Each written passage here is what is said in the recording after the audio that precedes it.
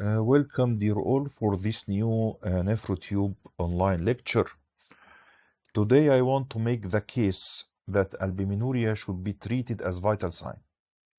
That's why I called my lecture Albuminuria, the Forgotten Vital Signs. I will consider albuminuria not only as an investigation, but I will treat it as a vital sign. So I will treat it as something that we measure routinely, or we have to measure routinely, and act on immediately and never ignore. We all know the traditional vital signs that we measure routinely. We measure the blood pressure, the heart rate, the temperature, and the respiratory rate nearly every visit without question. Yet, albuminuria, which predicts kidney, cardiovascular, and mortality outcomes independently, is not routinely captured as these vital signs. That is the paradox we address today, that albuminuria, which is a marker of equal or greater prognostic value than those vital signs, is still not measured routinely. So we have to measure it routinely. What is albuminuria? Albuminuria, for sure, is the presence of albumin in urine above normal physiological levels. And we all know that KDIGO classifies albuminuria into 3 stages according to the amount of albumin in urine. A1, which equal to normal albumin level in urine, where urinary albumin creatinine ratio is less than 30 mg per gram. A2, which equals to moderately increased albuminuria with urinary albumin creatinine ratio between 30 and 300 mg per gram. And A3, severely increased albuminuria, where urinary albumin creatinine ratio is more than 300 mg per gram. Urine albumin creatinine ratio is measured from a spot morning urine, the first spot morning urine sample. Single sample is sufficient for screening, but to diagnose albuminuria, we must have 2 of 3 samples over 3 months being positive to confirm albuminuria. What is the global epidemiology of albuminuria? Albuminuria actually affects hundreds of millions worldwide. It is significantly underdetected in primary care, and even many nephrologists follow-up patients lack a documented urinary albumin creatinine ratio. As you can see, that albuminuria is present in about 10 to 15% of general population. About 50% of CKD patients have significant albuminuria, and more than 80% of diabetic patients or diabetic nephropathy patients have albuminuria. Again, as I mentioned, albuminuria is significantly underdetected in primary care, and even many nephrology follow-up patients lack a documented urinary albumin creatinine ratio. Rapidly, why does albumin leak? What is the pathophysiology? Albumin leaks when the glomerular filtration barrier is disrupted, when there is endothelial injury, as in hypertension, diabetes, or inflammation. There will be glomerular breakdown in the form of podocyte loss and slit diaphragm damage, which will cause albumin leakage, and the albumin leakage exceeds the tubular reabsorption. So there will be tubular overload, more albumin in the urine, and actually albumin in the urine starts a pro-inflammatory cascade. This inflammatory cascade will drive downstream inflammation, tubular injury, and creates a vicious cycle which leads to progression of chronic kidney disease. So what are the consequences of persistent albuminuria? As I mentioned, regarding the kidney, there will be accelerated GFR decline, tubular interstitial fibrosis, and the progression of end-stage kidney disease.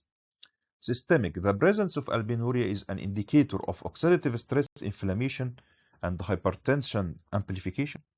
And the presence of albuminuria in urine is an indicator of endothelial dysfunction, not only in the kidney, but in all blood vessels.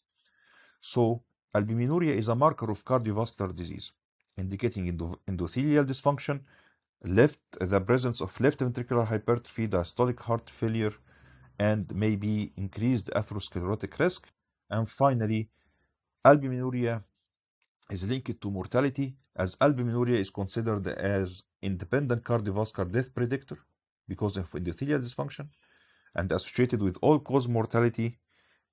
As you can see that all-cause mortality risk is doubled at A3 albuminuria. That's why KDIGO heat map of the classification of CKD, as you see, shows that albuminuria category meaningfully shifts prognosis independent of the GFR. You can see different patients with the same level of the GFR have different prognosis according to their level of albuminuria.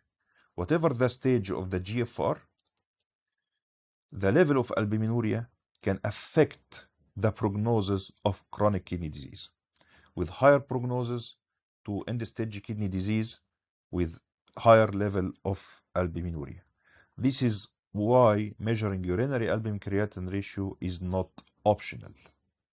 Although of all what I had mentioned, still urinary albumin-creatinine ratio is missed in clinical practice to be detected. That's why I'm calling it the under-detection crisis. Less than 50% of patients with diabetes mellitus or hypertension ever had urinary albumin-creatinine ratio measured in primary care.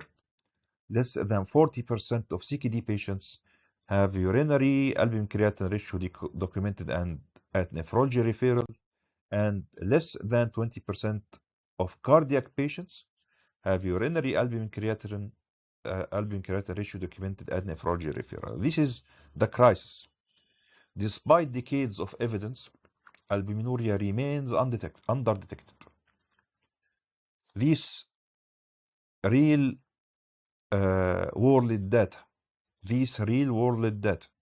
from different countries consistently show less than half of eligible patients ever receive a urinary albumin-creatinine ratio. Why is albuminuria under-detected? Maybe because of lack of awareness, maybe because albumin-creatinine ratio is not present in standard order sets, maybe it is under-evaluated in training, and maybe it is not involved in alert systems, or there are no alert systems that alert the physician that he or she didn't order urinary albumin-creatinine ratio. Who should be tested for albumin-creatinine ratio? Measurement should be done in all patients with risk of kidney disease as type 1 and type 2 diabetes. Patients with type 1 diabetes should measure urinary albumin-creatinine ratio after 5 years of diagnosis of type 1 diabetes. Regarding type 2 diabetes, should immediately measure urinary albumin-creatinine ratio at diagnosis. The same for hypertension. The same for established kidney disease, lupus and systemic vasculitis and rheumatological disease, patients with recurrent UTI and urological disease, especially kidney stones. Also obese patients, because obesity is a risk factor for chronic kidney disease and glomerulonephritis, especially secondary focal segmental glomerulosclerosis. Metabolic syndrome, patients with cardiovascular disease, patients with analgesic abuse, and patients with HIV, hepatitis B or C viral infections. Again, to test urinary albumin-creatinine ratio, single morning spot urine albumin-creatinine ratio is enough, but you have to confirm at least 2 out of 3 positive samples over 3 months, and we all know that dipstick alone is insufficient to diagnose albuminuria. Regarding the treatment of albuminuria, rapidly we have 4 pillars of cardiorenal protection. All of them reduce albuminuria. These medications are RAS blockade, SGLT2 inhibitors, phenylalanine, and final GLP-1 receptor agonist. And I will add to them that the patient has to restrict sodium intake in diet. And I will add to them, if your patient is chronic kidney disease, you have to treat vitamin D deficiency if present, because all of these factors help to reduce albuminuria. How much reduction of albuminuria is enough? Actually, every 30 to 50% reduction in urinary albumin-creatinine ratio translates to about 20 to 30% reduction in risk of kidney failure. So albuminuria is not just a diagnostic marker, it is a treatment target. So you have to clinically monitor albuminuria. Serial urinary albumin-creatinine ratio measurements allow us to judge response and so optimize therapy and catch progression early. You have to measure urinary albumin-creatinine ratio before treatment at baseline, recheck at 3 months after initiating therapy, annually if stable, and if there is any rise in albumin-creatinine ratio more than 30% of the baseline, you have to reassess.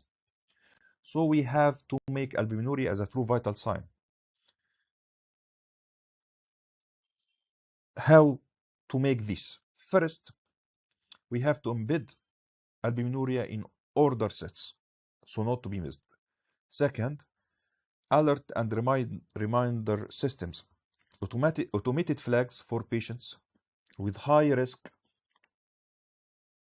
who lack urinary albumin-creatinine ratio may help not to miss this test.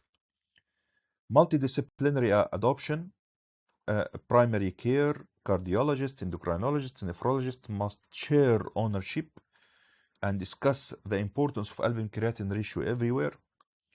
Educate the patients that protein in urine is important, the same as creatinine in blood. Treat immediately on confirmation. Don't wait to refer your patient to the nephrologist. And finally, track longitudinally. Serial urinary albumin-creatinine ratio is important to detect the progression of the case.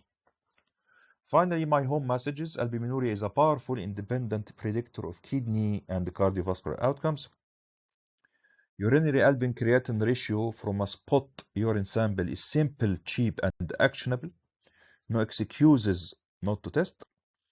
The KDIGO heat map, as I showed you, shows albuminuria modifies risk at every GFR category.